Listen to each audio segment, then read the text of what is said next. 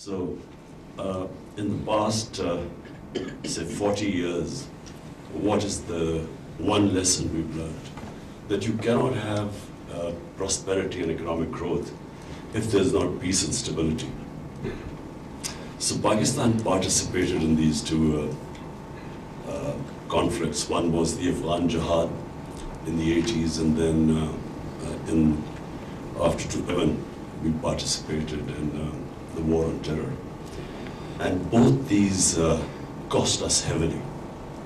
The first conflict left us with groups after the Soviets left Afghanistan, and a culture of Kalashnikovs and drugs that were used to pay for the war, sectarian groups, which did a lot of damage to our society.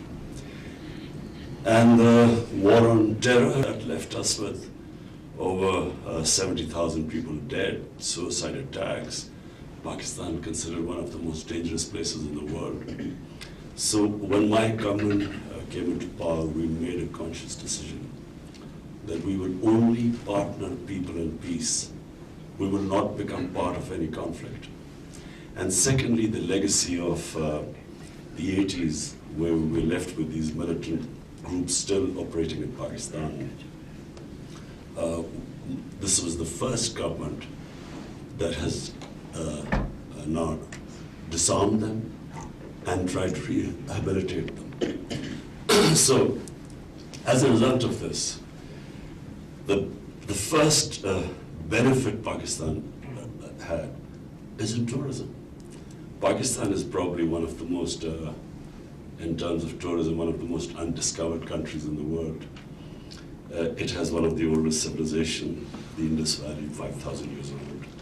It is, in terms of a country which is sacred, which has sacred places for four religions: Hinduism, Buddhism, the center of the old Buddhist civilization, and then Sikhism, and then of course Sufism. So all this potential was untapped. Then it has the one of the most undiscovered mountain areas. Half of the world peaks, over 24,000 feet, are in Pakistan. So, so the first impact was that tourism doubled in 1 year. It doubled. It was named, Condé Nast magazine named it as the most exciting tourism destination, and the British Backpackers Association, they sort of named it as the top destination. And we believe that in tourism, Pakistan can collect a lot of revenues, especially foreign exchange. You know, when we assumed power, the biggest problem was our current account deficit. So the shortage of dollars meant that the currency was sliding. So number one impact on tourism. Then the next thing was investment. We have a young population, need employment, and the only way we can give them employment is by bringing investment, local investment, start reindustrialization. In the 60s, Pakistan was one of the fastest growing countries in terms of industrialization. We were the fastest in the subcontinent. We lost our way in the 70s because of an ill-conceived nationalization, which just stopped our industrial growth. And then this socialist mindset, which was anti-profit making. So we have reversed this. Now the government is actively incentivizing industries and investment. So we then try to remove all the hurdles in the way of investors. So the World Bank, its index for ease of doing business, Pakistan was one of the top countries. We climbed 28 places. Of course, a long way to go, but this is the direction the country is headed. Our investment in 1 year foreign investment jumped 200%.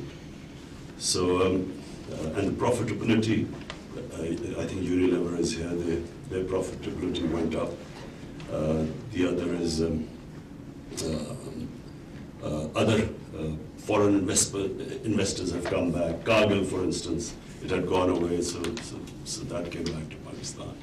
So the whole idea is to now incentivize businesses, industry, remove hurdles in their way, change the mindset from the socialist mindset, which was envious of profit making, change it to the more people make profits, the more investors come to your country.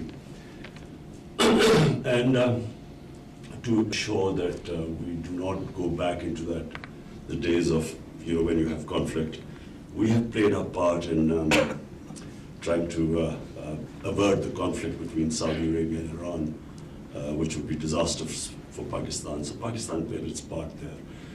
We are now working actively with the Americans for peace in Afghanistan. So there are good signs, there's a chance of ceasefire in Afghanistan. Very important for us because that opens up the economic corridor from Pakistan to Central Asia. The areas where we are hoping to attract investment, agriculture is one because we have fertile agricultural land, but unfortunately very low productivity because there have been no new techniques coming in. We don't utilize the water properly and so on. So we are trying to attract investors in agriculture. In minerals, Pakistan has probably one of the best gold and copper reserves, but still we haven't had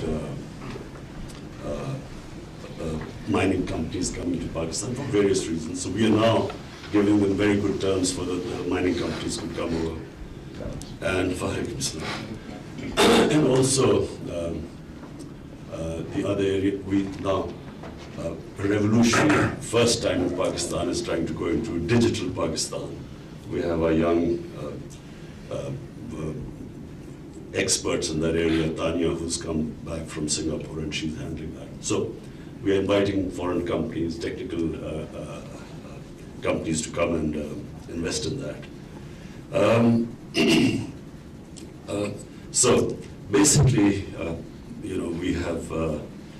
we are right now, first year was spent in stabilizing Pakistan also because we inherited, as I said, this huge current account deficit. So the first year was really stabilizing our currency. We brought down our current account deficit by 75%. And now this year is the year where we want our economy to grow. And we need growth because obviously we want to provide employment. We have the second youngest population in the world, so we need to, the economy needs to grow. So we are doing everything possible to attract investment, make it easy for our local industry to invest, giving them incentives. And as I said, it's the first time since the 60s that a government is consciously now planning to help its industry grow. Prime Minister, thanks for that and for really spelling out what you want to achieve. Can I just... वज़ीर आज़म Imran Khan Pakistan strategy dialogue से खिताब कर रहे थे जो कि मुनक्किद हुआ है davos स्विट्ज़रलैंड में। उन्होंने कहा कि माशी तरक्की अमन इस्तेहकाम से वाबस्ता है। पाकिस्तान ने दहशतगर्दी के खात्मे और अमन की खातिर बेशुमार कुर्बानियाँ दी हैं। अमन व अमान की बहाली के लिए 70,000 अफराद ने अपनी जानों का नजराना पेश किया। अफगान जंग के बायस हमारे माशरे में क्लाशनकॉफ और मनशात का कल्चर आया। उनका ये कहना था कि पाकिस्तान में अमन के क़याम के बाद सबसे ज़्यादा फ़ायदा सयाहत के शोबे को हुआ। वज़ीर आज़म ने कहा कि पाकिस्तान कई कदीम तहजीबों का मस्कन है। सियाहत को फ़रोग़ देकर मुल्की मईशत को तरक्की दी जा सकती है और हमारे यहाँ ज़राअत में सरमायाकारी के मौक़े हैं जिनसे इस्तेफ़ादा करने की ज़रूरत है। हुकूमत संभालने के बाद तिजारत और सरमायाकारी के दरमियान जो हाल रुकावटें थीं उनको दूर किया। That left us with over 70,000 people dead, suicide attacks. Pakistan considered one of the most dangerous places in the world. So when my government came into power, we made a conscious decision that we will only partner people in peace. We will not become part of any conflict. And secondly, the legacy of the 80s, where we were left with these militant groups still operating in Pakistan. This was the first government that has now disarmed them and tried to rehabilitate them. So, as a result of this, the first benefit Pakistan had is in tourism. Pakistan is probably one of the most, in terms of tourism, one of the most undiscovered countries in the world.